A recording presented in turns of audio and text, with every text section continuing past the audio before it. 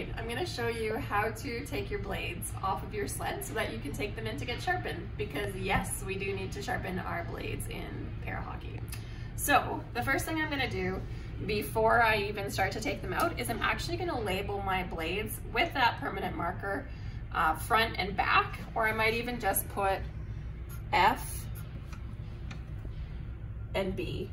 That way, when I take my blades out and I give them to somebody to sharpen them at the shop, they'll know, because they're not in an actual skate boot, they'll know what is the front and the back of your blade, so they sharpen it the same every time you bring your blade in.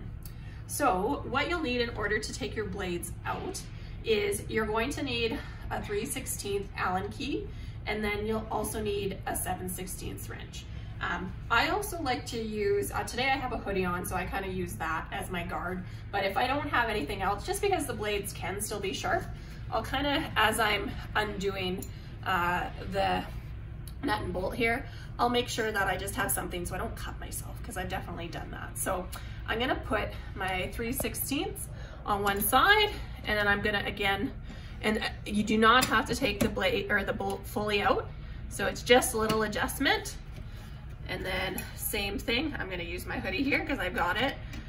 Same thing, gonna put it in, just out, and then put in, and then just a little turn. And then you should be able to pop the blade right out. So I'm gonna label this one too with front and back. You'll also notice if you don't have a marker with you, it's kind of hard to see, but there's two little notches. Often what we do if we don't have a marker is that we always have those towards the back of the sled, and that way I always know which way to put my blades in every time. So just a little handy tip for how to take your blades out. And then when you put them back in, there is a little bit of a tip that I want to talk about. So same idea. So after you've gotten them sharpened, obviously you're going to put them back in. And then what you'll want to make sure to do is make sure that it's fully flat. So I don't know if you've ever put your blades back in and then there's this awful grinding, high-pitched noise. That might be because there's a vibration between your blade holder and your blades. And so what you want to just make sure is that they're actually flat, so that you don't have any gap in between those two things.